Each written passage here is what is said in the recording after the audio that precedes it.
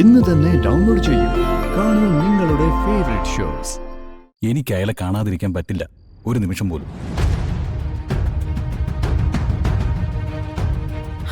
അങ്ങനെയാകുന്ന ശരിയല്ലല്ലോ. എത്ര വലിയ പ്രണയമായാലും അതിന്റെ തീവ്രത അറിയാൻ എന്താ മാർഗമെന്ന് അറിയൂ. ഞാൻ ചെന്നിട്ട് വിളിക്കാം.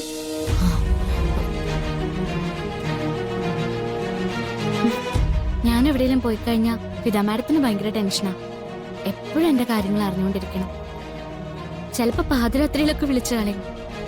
ഞാൻ എന്നാ വാ കഴുകട്ടെ. അയ്യോ അല്ല മോളെ, കുറച്ചുകൂടെ കഴിക്ക്. വേണ്ട, ഞാൻ ഇപ്പൊ ഇറങ്ങുന്ന ഫിദ മാഡത്തിനോട് പറഞ്ഞുപോയി.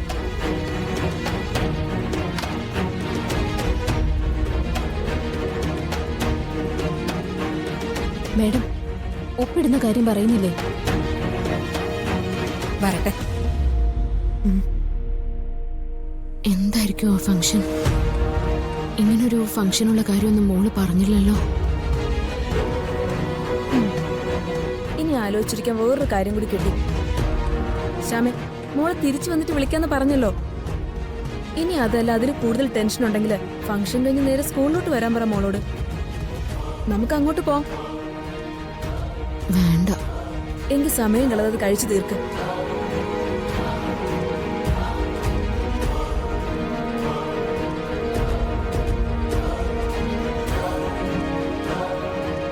മോളെ, അമ്മയ്ക്ക് മോളോട് സീരിയസ് ആയിട്ട് കുറച്ച് കാര്യങ്ങൾ സംസാരിക്കാനുണ്ടായിരുന്നു. എന്നോട് എന്താ സീരിയസ് ആയിട്ട് സംസാരിക്കാനുള്ളത്? അത് അമ്മയുടെ പേരിലുള്ള മോൾക്കുള്ള സ്വത്തിന്റെ കാര്യങ്ങളൊക്കെയാ. അങ്ങനെ എന്തെങ്കിലും ഉണ്ടെങ്കിൽ തന്നെ എനിക്കതൊന്നും വേണ്ട കേട്ടോ. സ്വത്തിന്റെയോ കാശിന്റെയോ പ്രമാണത്തിന്റെയോ ഒരു കാര്യം എന്നോട് പറയാൻ നിൽക്കണ്ട. എനിക്കത് താല്പര്യമില്ല. ഞാൻ നിൽക്കില്ല. പോട്ടെ.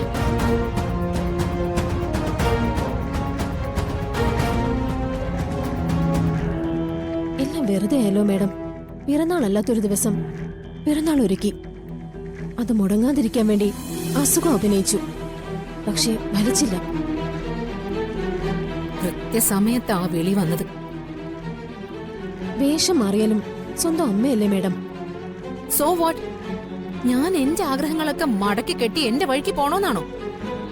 അയ്യോ മേഡം, ഞാൻ അങ്ങനെ പറഞ്ഞതല്ല.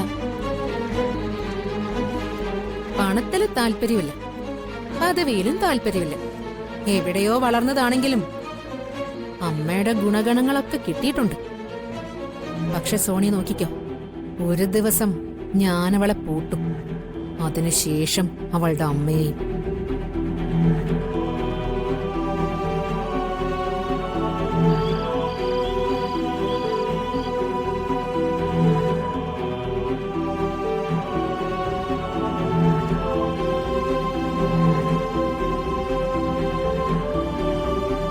അച്ഛാ, ആ വാ.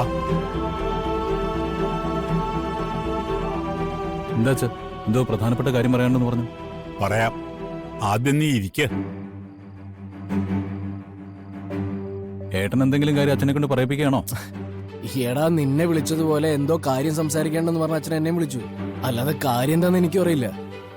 ആ, നിങ്ങൾ രണ്ടുപേരുടെയും സംസാരം കേട്ടാൽ കുഴപ്പം പിടിച്ച കാര്യങ്ങൾ മാത്രം സംസാരിക്കുന്ന ഒരാളാണ് ഞാനെന്ന് തോന്നുമല്ലോ. ഞാൻ അത്ര കുഴപ്പം പിടിച്ച ആളാണോ?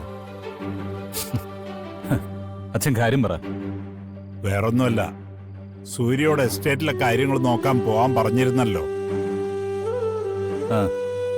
അതിനെന്താ, ഏട്ടൻ തയ്യാറാണല്ലോ? അതെ, അവൻ തയ്യാറാ. പക്ഷേ നീ കൂടി അവന്റെ ഒപ്പം പോണം. പിന്നെ ഞാനെങ്ങനെ പോവും? ഓഫീസിലെ കാര്യങ്ങൾ നോക്കണ്ടേ? ഓഫീസിലെ കാര്യങ്ങൾ തൽക്കാലം ഞാൻ നോക്കാം. സൂര്യക്ക് ഇപ്പൊ ഒരു കൂട്ട ആവശ്യമുണ്ട്. ബിജുവിനെ പറഞ്ഞു വിടാമായിരുന്നു. എന്നാൽ അത് നീ നോക്കുന്ന പോലെ ആവില്ലല്ലോ. അച്ഛാ, അവനെ ബുദ്ധിമുട്ടിക്കണ്ട. എനിക്കിപ്പോ തനിച്ചു പോകാൻ എന്താ ബുദ്ധിമുട്ട്? മാത്രമല്ല, പണ്ട് വീട്ടിലേക്ക് വരുന്നില്ലെന്ന് തീരുമാനിച്ചവനാ. ഇപ്പോ വീട് വിട്ട് പോവാൻ ബുദ്ധിമുട്ടുവാ. കുറച്ചു ദിവസത്തെ കാര്യല്ലേ, നിങ്ങൾ ഒന്നിച്ചൊന്ന് പോയിട്ട് വാ. അച്ഛാ, അത് ശരിയാവില്ല. എന്താ ഏട്ടനോടൊപ്പം പോവാൻ നിനക്ക് വല്ല ബുദ്ധിമുട്ടുണ്ടോ? ഏയ് ഏട്ടനോടൊപ്പം പോകാൻ സന്തോഷം തന്നെയാ. അപ്പൊ ആ സന്തോഷം അങ്ങ് ഏറ്റെടുത്തോ, അത്ര തന്നെ. ഓഫീസിലെ കാര്യങ്ങൾ അച്ഛൻ നോക്കുമെങ്കിൽ നീ വാടാ. എസ്റ്റേറ്റിലെ കാര്യങ്ങൾ നോക്കുകയാണെങ്കിൽ എനിക്ക് 1-2 ബിസിനസ് പ്ലാൻ കൂടി ഉണ്ട്. നമുക്കത് അവിടെ നിന്ന് പ്ലാൻ ചെയ്യാം. ഗുഡ്, അങ്ങനെയാണ് വേണ്ടത്.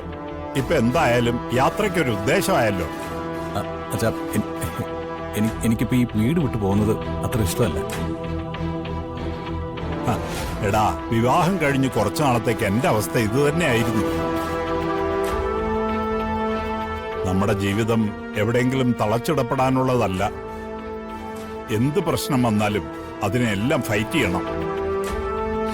അച്ഛാ, വേണ്ട, നിങ്ങൾ ഒന്നിച്ചു പോകുന്ന കാര്യം ഞാൻ തീരുമാനിച്ചു കഴിഞ്ഞു. ഇനി അതിന് മാറ്റമില്ല. നമുക്ക് അടിച്ചു പൊളിക്കാടാ. നിനക്കൊരു കുറവും വരാതെ ഞാൻ നോക്കിക്കോളാം.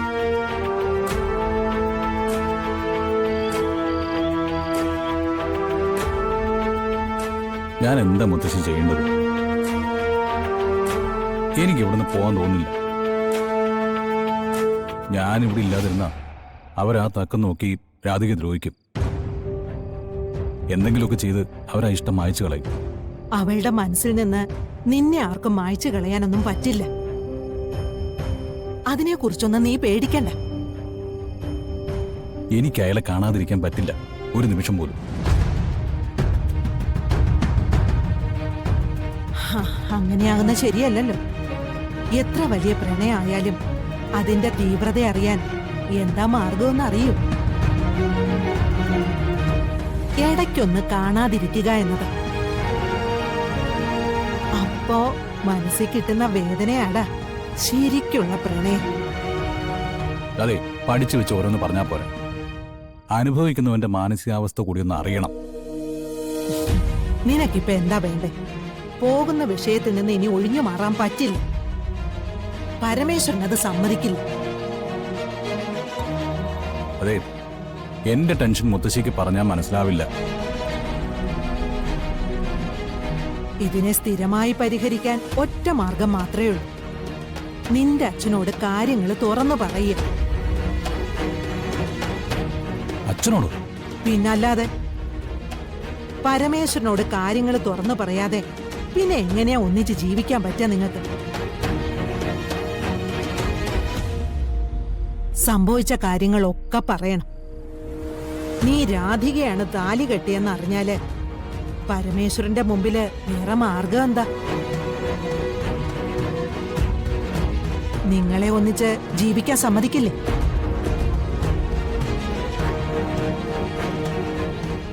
നാളെ നേരെ ഒന്ന് വിളിക്കട്ടെ. നീ എസ്റ്റേറ്റിലേക്ക് പുറപ്പെടും മുമ്പ് ഞാൻ പരമേശ്വരനോട് കാര്യങ്ങളൊക്കെ പറയും.